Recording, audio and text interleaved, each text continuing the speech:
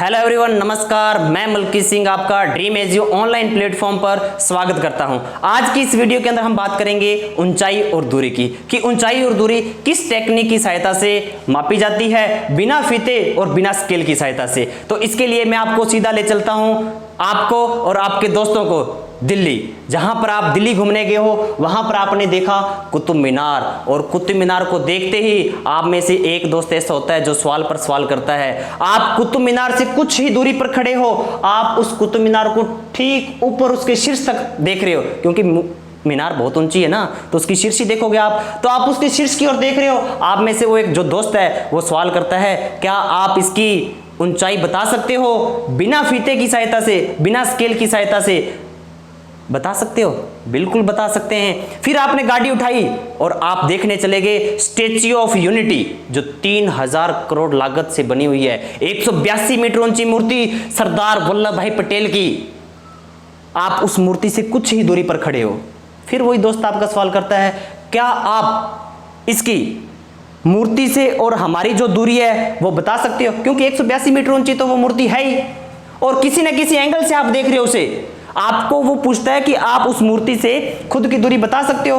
बिल्कुल बता सकते हैं। जिस टेक्निक का यूज करके हम ऊंचाई और दूरी ज्ञात करते हैं उसी को हम ट्रिग्नोमेट्री कहते हैं। तो आज के इस टॉपिक के अंदर, इस वीडियो के अंदर हम ट्रिग्नोमेट्री के कंप्लीट बेसिक को करेंगे, ताकि हमारा बेसिक मजबूत होगा तो हमारा बिल्कुल जो ट्रिग्नोमेट्री का पार्ट है वो भी मजबूत हो जाएगा। जिस तरह से एक इमारत की अगर नींव मजबूत होती है तो इमारत को अपनी कितनी बड़ी खड़ी कर सकते हैं, उसके ऊपर 2 मंजिल 3 मंजिल 4 मंजिल खड़ी कर सकते हैं। इसलिए हमारा बेस ट्रिग्नोमेट्री का मजबूत होना चाहिए। तो चले आज के हम इस वीडियो के अंदर ट्रिग्नोमेट्री का कंप्लीट बेसिक करते हैं। बात करते हैं हम ट्रिग्नोमेट्री की। ट्रिग्नोमेट्री ग्रीक भाषा के 3 शब्दों से मिलकर बना है। कौन कौन से? ट्राइगोनोमेट्रिक। ट्राई का मतलब 3 का मतलब 3, गोनो का मतलब साइड का मतलब भुजा, और मैट्रिक का मतलब मेजर यानी कि माप, 3 भुजाओं की माप। इसके लिए हमें एक जरूरत पड़ेगी राइट एंगल ट्राइंगल की, जिसे कहते हैं समकोण त्रिभुज। हमने क्या देखा था? एक मीनार को देखा था। कहां से देखा था? नीचे से देखा था, किसी ना किसी एंगल से देखा था हमने। यहां से हम खड़े थे और मान लीजिए कि ये क्या थी? एक मीनार थी, और ये मीनार के हम ऊपर वाले पॉइंट को यहां से देख रहे थे, और इस मीनार को हम किसी ना किसी एंगल से देख रहे थे। किस एंगल से देख रहे थे? थीटा एंगल से देख रहे थे। मैंने आपको बताया कि हमें इसके अंदर जरूरत पड़ रही है एक राइट एंगल ट्राइंगल की, समकोण त्रिभुज की। समकोण त्रिभुज क्या होता है? ऐसा त्रिभुज जिसमें एक कोण समकोण हो, 90 डिग्री का हो, उसे हम क्या कहते हैं? समकोण त्रिभुज कहते हैं। हम इसका नाम दे देंगे ए, बी और सी। हम बात करते हैं कि जो समकोण त्रिभुज यानी कि समकोण है और थीटा है कोण, इन दोनों के जो बीच वाला पार्ट होगा, जो ये भुजा होगी, इसे हम कहेंगे आसन भुजा कहेंगे। क्या कहेंगे? आसन भुजा। किसके आसन पर खड़ा है ये त्रिभुज? ए बी के आसन पर खड़ा है, इसे हम क्या कहेंगे? आसन भुजा। और इसी को हम क्या कहेंगे? आधार कहेंगे। और जो थीटा कोण है, क्या है? जो थीटा कोण है, इसके सामने वाली भुजा को क्या कहेंगे? सम्मुख भुजा कहेंगे। क्या कहेंगे?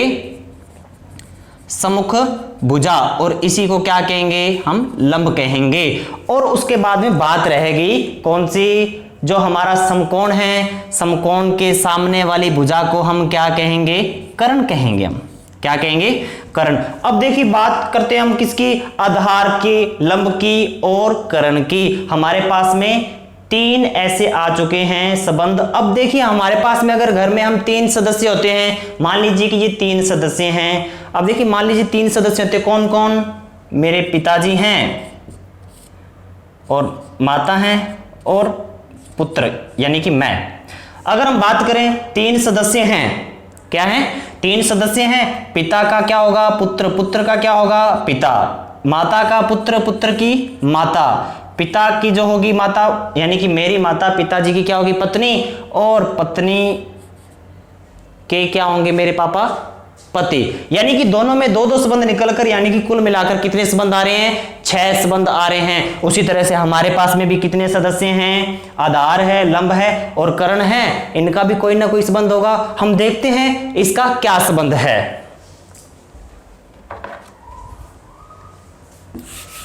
तो अब देखिए हमारे पास में इसका क्या क्या कोई आया वैज्ञानिक, उसने क्या नाम दिए, उसने नाम दिए ज्या,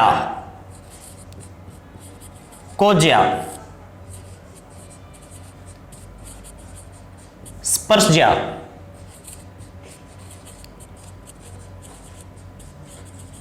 कोटि स्पर्शज्या, व्यूकोज्या और व्यूज्या। देखिए इसमें हमें ये 6 नाम प्राप्त हो गए, 6 संबंध प्राप्त हो। अब देखिए ज्या का बिल्कुल विपरीत लग रहा है व्यूज्या, और कोज्या का बिल्कुल विपरीत लग रहा है व्यूकोज्या, और स्पर्शज्या का बिल्कुल विपरीत लग रहा है कोटि स्पर्शज्या। देखो इतने बड़े बड़े नाम सवालों को हल करने के लिए ठीक नहीं रहे। फिर कोई आया वैज्ञानिक, उसने क्या नाम दिया, साइन और कोसाइन और टेंजेंट और कोटेंजेंट और सेकेंट और कोसेकेंट। तो फिर क्या हुआ कि इतने बड़े बड़े, फिर भी हमारे पास में नाम कौन बोलेगा इतने बड़े बड़े नाम, तो ये भी सेट नहीं बैठा। फिर कोई आया, उसने नाम दिए साइन, कोस, टेन, कोट, सेक और कोसेक। ये बिल्कुल इजी नाम लगे, इन नामों को क्या कर लिया गया, सेट कर लिया गया, और यही वो नाम चल रहे हैं, साइन, कोस, टेन, कोट, सेक और कोसेक। इन 6 के 6 नामों को हमें बिल्कुल सीरीज वाइज याद रखने पड़ेंगे, ताकि हमारे को फॉर्मूले बिल्कुल आसानी से याद हो जाएं। जैसा हम देख रहे हैं कि ज्या का बिल्कुल उल्टा क्या है, व्यूज्या। इसका क्या मतलब है, साइन का जो विपरीत है वो क्या है, कोसेक है। तो मतलब जो साइन का फॉर्मूला हो जाएगा वो क्या हो जाएगा, sine theta is equal to 1 में कोसेक थीटा हो जाएगा। अगर हम बात करें कोसेक थीटा की, किसकी बात करें, कोसेक थीटा की, तो क्या होगा, 1 में साइन थीटा। उसके बाद में बात करते हैं हम कोज्या और व्यूकोज्या के बारे में। ये बिल्कुल विपरीत हैं, यानी कि कोज्या किसका विपरीत होगा, सेक का विपरीत होगा, यानी कि cos theta is equal to क्या आ जाएगा, 1 में सेक थीटा, और सेक थीटा क्या हो जाएगा, 1 में कोस थीटा। अगर हम बात करें स्पर्शज्या और कोटि स्पर्शज्या की, ये भी बिल्कुल क्या होंगे, विपरीत होंगे, यानी कि जो टेन थीटा होगा वो किसके बराबर हो जाएगा, 1 में कोट थीटा, और जो कोट थीटा होगा वो बराबर किसके हो जाएगा, 1 में टेन थीटा। इसके अलावा जो 2 फॉर्मूले हमें याद रखने हैं वो कौन से याद रखने हैं, tan theta is equal to क्या होगा, साइन थीटा बटा में कोस थीटा, और कोट थीटा क्या हो जाएगा, इसका विपरीत, यानी कि कोस थीटा बटा में साइन थीटा। फिर उसके बाद में हम बात करेंगे कि sine theta, cos theta, tan theta, cot theta, sec theta, cosec theta, क्या इनका आधार, लंब और कर्ण के साथ में भी संबंध है, बिल्कुल संबंध है। वो हम देखेंगे कि इनके बीच में क्या संबंध है। उस संबंध को देखने के लिए हम थोड़ा सा इसको साफ कर लेते हैं। बिल्कुल इसका आपने स्क्रीनशॉट ले लिया होगा, और अब देखिए हमारे पास में कि sine theta, cos theta, tan theta और कोट थीटा, सेक थीटा और कोसेक थीटा, इनका संबंध लंब, आधार और कर्ण के साथ में कैसे है वो हम जानेंगे अभी। अब देखिए क्या इसका संबंध ज्ञात करने के लिए बिल्कुल इजी ट्रिक बताऊंगा मैं आपको। बिल्कुल साइन थीटा के मान, cos theta, tan theta, cot theta, sec theta और कोसेक थीटा के लिए आप याद रख सकते हो, जो हमने याद किया था, जो हमारे गुरुजियों ने बताया था, और जो उनके गुरुजी थे, गुरुजियों के गुरुजी, उन्होंने भी यही बताया था, जो उनके गुरुजी थे वो भी। यानी कि बहुत ही टाइम से चलने वाला ये फॉर्मूला है जो मंत्र अभी मैं आपको बताने वाला हूं, यानी कि पूर्वजों की विरासत अब आपको संभाल कर रखनी है। वो मंत्र क्या है, लाल बटा में कक्का, लाल बटा में कक्का, जिसके अंदर देखिए एल का मतलब क्या है, लंब, और ए का मतलब क्या है, आधार, और के का मतलब क्या है, करण। अगर हम बात करेंगे कि sine theta, cos theta, tan theta, cot theta, sec theta और कोसेक थीटा का लाल बटा कक्का से क्या मतलब है, तो उसके लिए हम देखेंगे कि जो पहला है वो साइन के लिए है, जो दूसरा है वो कोस के लिए है। ये पहला साइन के लिए, ये दूसरा कोस के लिए और तीसरा टेन के लिए। अब देखिए साइन के लिए क्या है, L बटा में K है, इसका मतलब क्या है, लंब बटा में करण। अब हम इस चित्र के अंदर देखेंगे थीटा अगर हमारे पास में यहां है और 90 डिग्री का यहां कोण बन रहा है, तो उसके जो बीच वाला पार्ट होगा ये क्या होगा, आधार होगा। अब देखिए हमारे पास में लंब क्या आ जाएगा, लंब हमारे पास में आएगा BC, क्या आएगा, BC, और करण क्या आ जाएगा हमारे पास में AC। अब दूसरी बात करेंगे हम कोस थीटा की। कोस थीटा क्या है, A बटा में K। अब A बटा में K का मतलब आधार बटा में करण। आधार क्या है इसमें देखेंगे हम, आधार AB है और करण क्या है, करण हमारे पास में AC है। अगर हम बात करें टेन थीटा की, जो तीसरा संबंध है वो क्या है, L बटा में A। इसका क्या मतलब है, लंब बटा में आधार, यानी कि लंब क्या है हमारे पास में BC और आधार क्या है हमारे पास में AB। अगर हम बात करें कोट थीटा की, मैं पहले बता चुका हूं जो कोट थीटा होता है वो बिल्कुल विपरीत होता है किसके, टेन थीटा के। टेन थीटा क्या हमारे पास में, लंब बटा में आधार, तो इसको क्या कर देंगे, आधार बटा में लंब, क्या कर देंगे, आधार बटा में लंब, बिल्कुल इसका विपरीत कर देंगे हम, उधर से देखने की भी जरूरत नहीं पड़ेगी। अब सेक थीटा किसका विपरीत है, कोस थीटा का। कोस थीटा को हम उल्टा कर देंगे, विपरीत कर देंगे, यानी कि करण बटा में आधार, क्या हो जाएगा, करण बटा में आधार। करण क्या है हमारे पास में AC और आधार क्या है AB। उसके बाद बात करें हम कोसेक थीटा। कोसेक थीटा किसका विपरीत है, साइन थीटा का विपरीत है। साइन थीटा क्या है, K बटा में L, यानी कि करण बटा में लंब। करण क्या है हमारे पास में AC और उसके बाद में BC। इस तरह से हमने देखा कि आधार, लंब और करण का साइन, कोस, टेन, कोट, सेक, कोसेक के साथ में क्या संबंध है। अब हम जानेंगे इसके अलावा और क्या फॉर्मूले हैं, हम रुकेंगे नहीं, उसके बाद में हम जानेंगे सारणी कैसे बनाई जाती है, जिसके ऊपर पूरी ट्रिग्नोमेट्री टिकी हुई है। यानी कि पूरे ट्रिग्नोमेट्री के अंदर हम सिर्फ मानों का याद रखना होता है कि कैसे मान अपने को ज्ञात करने हैं, लेकिन मैं आपको बिल्कुल ईजी मेथड से सारणी बताऊंगा, तो आप लास्ट तक वीडियो देखते रहिए और सारणी भी आपको सिखाऊंगा। तो हम बात करते हैं उसके बाद में इसके क्या फॉर्मूले रहने वाले हैं। अब देखिए इसके बाद हम देखेंगे कि इसके क्या फॉर्मूले रहने वाले हैं, बिल्कुल फटाफट हम देखेंगे। इसको हम साफ कर देते हैं। अब देखिए हमारे पास में कि साइन थीटा इंटू में कोसेक थीटा, इसका जो मान होगा वो 1 होगा। हम क्या करते हैं कि इसका साइन थीटा का मान क्या है, लंब बटा में करण, और कोसेक थीटा का मान क्या होता है, इसका बिल्कुल विपरीत होता है, करण बटा में लंब। कट जाएगा, कट कटा कर कितना बचेगा, 1 बचेगा। इस तरह से अपने को ये मान याद रख लेना है। और बाद में कोस थीटा इंटू में सेक थीटा इजिकल टू कितना होता है, 1 होता है, और उसके बाद में टेन थीटा इंटू में कोट थीटा इजिकल टू क्या होता है, 1 होता है।